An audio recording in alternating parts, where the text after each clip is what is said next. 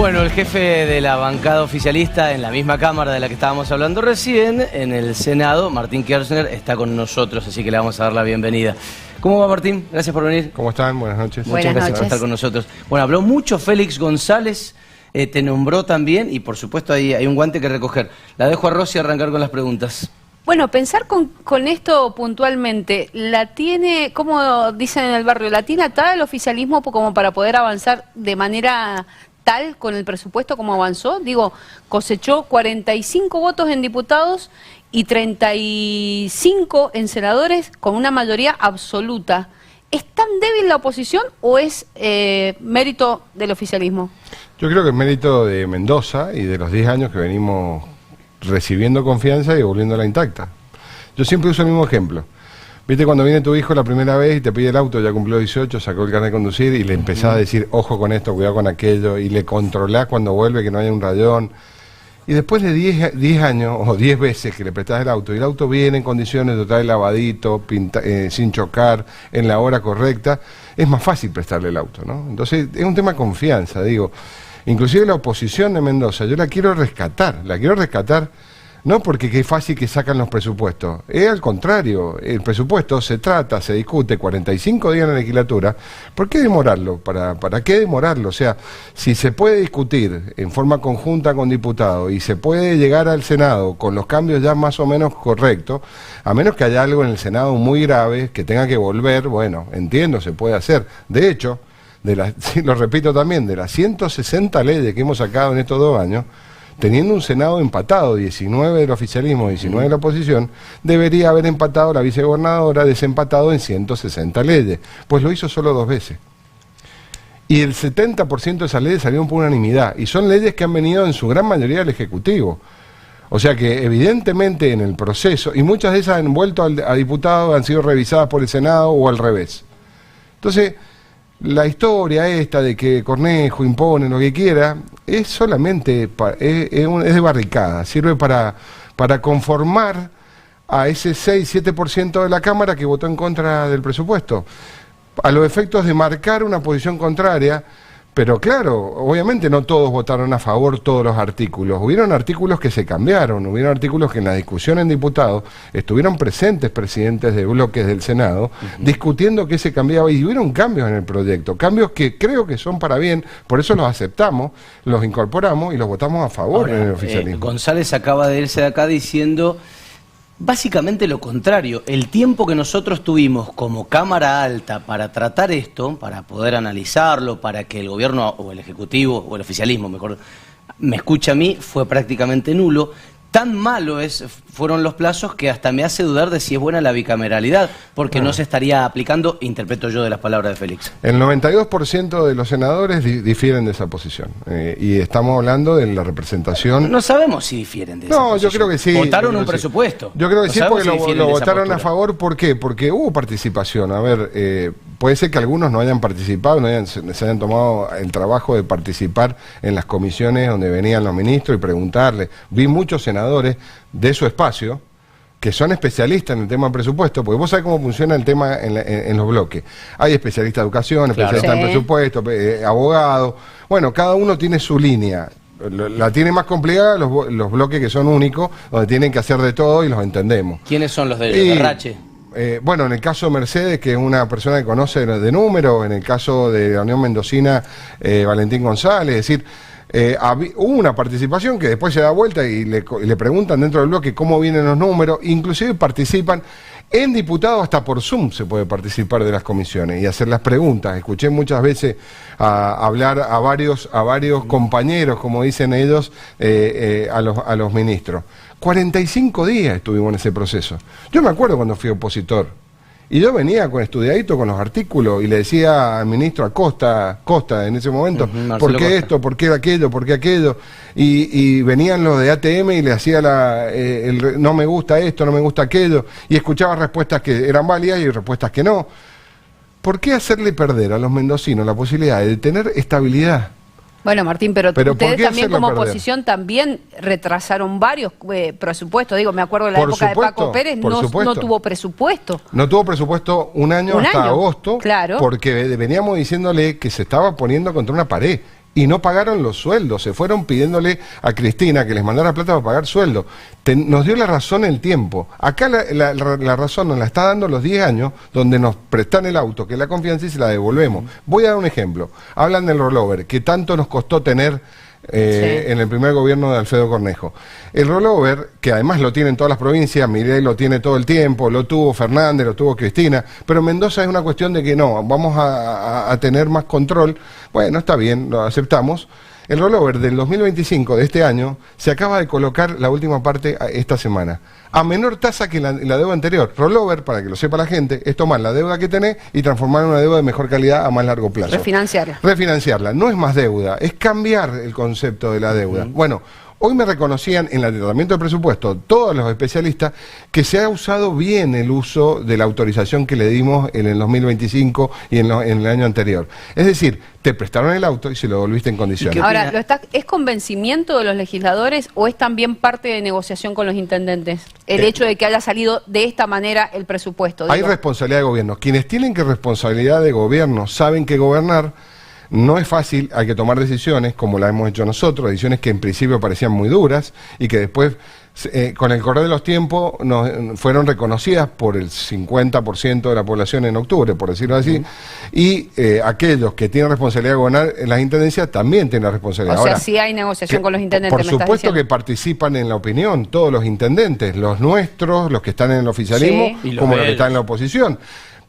Porque si no, no pueden salir el 70% de las leyes por unanimidad. Porque evidentemente cuando el gobierno provincial afecta a todos los mendocinos en sus decisiones. Y los mendocinos viven en un municipio y afectan al intendente y a los vecinos de ahí. No hacerlo sería justamente tener una forma de gobierno autoritaria. Y yo lo que reconozco en este proceso es que tuvimos la oportunidad de participar, hicimos cambios. Es el 10º presupuesto igual, empieza igual que hace 10 años. Yo tuve la suerte de empezar como ministro de Hacienda hace 10 años con 3 ejes. Desarrollo productivo y apoyar a la inversión, equilibrio fiscal, no gastar más lo que tenés, y finalmente tratar de hacer subsidios inteligentes dentro de lo que puede hacer un Estado provincial que no maneja la circulación de la moneda. Esas 3 cosas que son hoy: bajar impuestos, que venimos bajando impuestos distorsivos, porque todo el mundo habla de inmobiliario automotor, pero nadie habla de que en el planeta los impuestos al consumo, como ingresos brutos, que es lo que venimos bajando, y sello, que es lo que venimos bajando, son los impuestos más difíciles. Pero un vaso sí de leche, un vaso de leche lo paga la persona rica o la persona pobre, y paga el mismo impuesto. El tener 10 propiedades, paga por 10 propiedades, que tiene una, paga por una. Entonces en el mundo viene por ahí el planteo. Por eso es que entiendo que hay un acompañamiento general, porque venimos sistemáticamente haciendo una bajada de impuestos, que no es lo suficiente, que hay que seguirla. Hacemos una bajada del gasto eficiente, que no alcanza y hay que seguirla.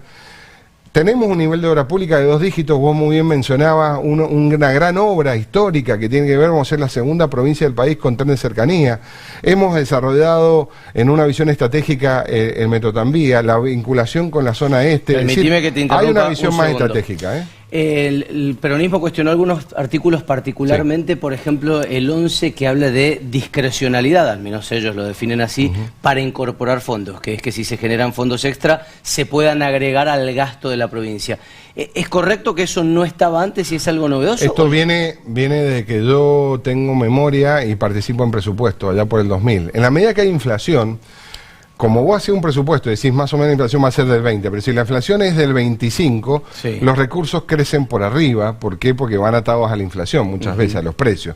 Entonces vos tenés mayor recaudación y esa mayor recaudación tenés que seguramente primero pagar las paritarias porque tenés que aumentar más los sueldos de lo que esperabas. Obviamente. Y después más los insumos, porque no sé... el colectivo. El colectivo o la por nafta ejemplo la nafta flota. o la jeringa que va en el hospital, está claro. va aumentando. Entonces...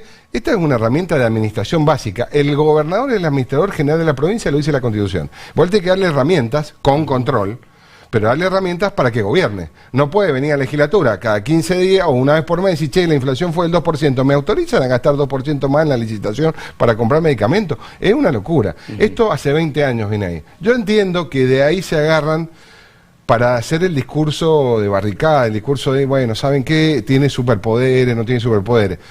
Así los tuviera, que no es el caso, Hace 10 años que venimos cumpliendo la palabra y venimos usando correctamente las autorizaciones que nos dan. Y por eso la gente te vota de nuevo, porque ve que no sos un malandra, que te autorizan para hacer algo y vas y lo haces para otra cosa. Y si hay algún caso de eso, afuera. Hablando de los impuestos y de lo que se puede llegar a incrementar o se puede bajar en el caso de los impuestos distorsivos, como planteabas, está también en el presupuesto el régimen de contribución de mejora, que lo que marca es que a los frentistas de las obras de, por ejemplo, la Ruta 82 o la Ruta 99, van a tener que pagar un extra en su impuesto inmobiliario por la mejora.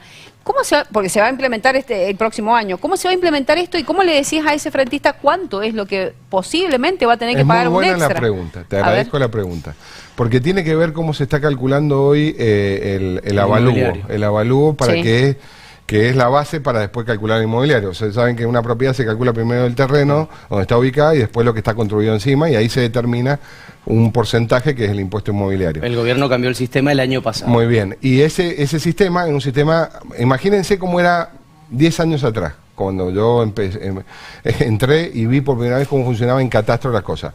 Imagínense un monasterio donde había los famosos monjes escribiendo los libros. Sí. Bueno, esos monjes que yo llamaba, que eran agrimensores, que trabajaron muchos años, decidían más o menos, con algún criterio profesional, cuánto valía el terreno donde está tu casa. Porque tenés 2 estaciones de servicio, porque tenés porque tenés una escuela cerca, igual que el impuesto automotor, decían, che, el auto vale... Bueno, pero volvamos al inmobiliario. Vamos al inmobiliario. Hoy, ¿cómo se hace? Hay 72 variables en el observatorio de valor que evalúan o desvalúan o bajan el valor de tu vivienda. Por ejemplo, si vos vivís cerca si vos tenés servicio de agua, de luz, de gas, tenés transporte público en la puerta, tenés una escuela cerca, una plaza, todo eso te va evaluando y en base a eso determinás el valor del terreno. Lo que me parece razonable es que si vos tenés una ruta que salió 50 millones de dólares, para nosotros... pagado por el BID, gracias a Dios, todo lo que vos quieras, que hoy te permite una plusvalía en tu terreno, porque todos los frentistas y los que están en esa zona hoy van a poder viajar mejor, más rápido, claramente tu propiedad vale más. Y si estamos en un sistema progresivo de impuestos, mientras más vale tu propiedad, más tenés que pagar. No mientras más consumís, porque necesitas comer, vivir o vestirte. Ahora, mientras más tiene tu patrimonio. La repregunta es, si esa Ruta 82 va a tener también peaje, ¿los frentistas que pasen también, por ejemplo, por el túnel de Cacheuta, no van a pagar 2 veces la misma hora? Bueno, van a tener la alternativa. El peaje tiene que ver muchas veces con el mantenimiento de algo nuevo. Y yo creo que hay que construir algo nuevo y luego ponerle el peaje para el mantenimiento. Es decir, el gobierno empuja por primera vez la infraestructura, obviamente alguna devolución va a haber de los frentistas que se mejoran, pero después el mantenimiento se hace por peaje. Yo creo que tiene que venir por ese lado el nuevo sistema de construcción. Pero para poder hacer eso tenés que tener las colectoras, porque ¿qué pasa? Hoy la Ruta 40, especialmente en la zona de Luján, es usada para ir a comprar el pan. O sea, vos te subís a la Ruta 40 y después te bajás y comprás en el negocio. Bueno, eso en el mundo no tiene que funcionar así. Ahí tiene que pasar la gente que viaja de un extremo al otro, y vos tenés que tener colectoras. Y ahí es donde nosotros estamos trabajando con los intendentes muy firmemente para que se pongan firmes y ayudarlos a que puedan hacer las colectoras para no tener que cargar de gente que va de una punta a la otra del barrio, ¿no? Me corro de presupuesto un segundo para meter una pregunta que no quiero que nos quede afuera. Hablando de Luján, se vienen las elecciones en febrero de concejales y se está hablando de la posibilidad de que Esteban Alacino, el intendente, se sume a la coalición La Libertad Avanza y Cambia Mendoza, una versión que están dando varios colegas ya. ¿Qué le parece esa posibilidad? Se lo pregunto a alguien que ha jugado en la política de Luján y ha buscado ser intendente. Yo creo que todo es posible en la vida, en especial cuando hay ideas comunes. Yo creo que el acuerdo con La Libertad Avanza, lo expliqué acá en la charla que venimos con el Peti Lombardi, después de que se cerró el acuerdo. A veces hay acuerdos electorales donde se rejunta una gente para quedarse con cargo, eso lo vimos últimamente en el partido de la oposición, es decir, golpeamos la mesa, o me voy o me dan un cargo. Bueno, pasó, le dieron los cargos. Y después hay una cuestión de affecto societatis, de intereses comunes que no hay, termina rompiéndose. Pasó con otra elección que se hizo en el 23 compitiendo contra Alfredo Cornejo. Pasó en la Alianza también en el 2001. Sí, también pasó. ¿Por qué? Porque ahí, cuando hay temas de interés coprogramático, es decir, que los encontrás en cosas similares, es más fácil. ¿Va a Siento que pasar? me está No dando lo muchas sé. vueltas para Sí. contestar. No, me parece que es posible, es posible. Pero ¿le todo gustaría? depende de la voluntad. No, si me gusta o no me gusta, yo no he tenido charlas al respecto. Pero ¿por qué no puede tener una opinión formada al respecto? Tengo una opinión formada, te la ¿Cuál? estoy dando. Yo creo que si hay puntos en comunes que originalmente no estuvieron cerca y que fuimos parte, ¿no? Porque Sí, nosotros fueron fuimos socios hasta hace poco con el PRO. socios, no, parte de Bueno. un trabajo de programa. Sí, está bien. Y coincidimos y le hablamos a la gente de la misma forma. La verdad que fueron ellos los que decidieron salir a través de un liderazgo que yo considero muy negativo. De marcha. Y creo que eso está cambiando. Y creo que eso es importante porque el mendocino no tiene que estar eligiendo de los que piensan igual. Bueno, ahí está dando una definición. Si el liderazgo está cambiando, pueden acercarse. Una cortita, nos están pidiendo la pausa ya, pero una cortita que no puedo dejar pasar porque justamente hablaste de la intención de ser intendente en Luján. También tuvo intención de ser gobernador. ¿Eso es una materia pendiente o no? A ver, quien se dedica a la actividad pública y a esto como yo vengo de la técnica, concretamente, Sí. ¿quién no quiere ser presidente de la nación? O sea, porque yo lo mamo desde chiquita con mi mamá y papá, o sea, el servicio público para mí es mi vida, es mi carrera, yo vivo de esto, me he preparado, me he formado en esto, estudié para esto y he pasado por muchos puntos de gobierno. ¿Quién no quiere ser intendente, gobernador? Es decir, pero eso no es lo importante. Yo sé que a ustedes les gusta el título. No, Kerner bueno. Ya lo estamos redactando, de hecho. Lo están redactando. Sí, sí, sí. Pero esto es importante. Fíjense lo que ha cambiado, cambia Mendoza en Mendoza.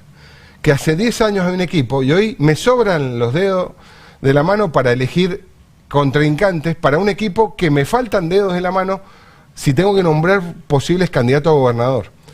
Entonces, eso es bueno, porque ¿qué significa? Que tenemos recambio. Sí. Hoy en la legislatura, de los 9 senadores que nos vamos en este recambio, vienen 8, yo soy, digamos, la referente reelecto. repetida. Hay 8 nuevos equipos que entran, y estos que se van pasan a otra función porque somos un equipo que sabemos trabajar en equipo. Y si yo puedo empujar a 10 candidatos a gobernador, los voy a empujar. Porque eso demuestra a los mendocinos que tenemos con qué gobernar y que no queremos llegar para ejercer el poder por el poder mismo que ya nos pasó en las gestiones anteriores a Alfredo Cornejo. Gracias por haber Martín. venido, Martín. Gracias a ustedes, Gracias. que tengan una hermosa noche y que descansen. Gracias. Igualmente. Y que vuelva el Tomba, Primera División. Por favor, vamos, va a ser un año difícil, pero va a volver. Va a ser un año difícil. Es hincha del Tomba, Por Martín sí. Kerner. sí, Kerner sí. Tomba. Tiene imagínense. segundo Kerner apellido. Tomba, además. Sí. Nos vamos, lo que nos van a mandar el descenso es a nosotros, porque En la pausa breve, debería en haber breve. ido antes. Dale. Ya venimos, no te muevas.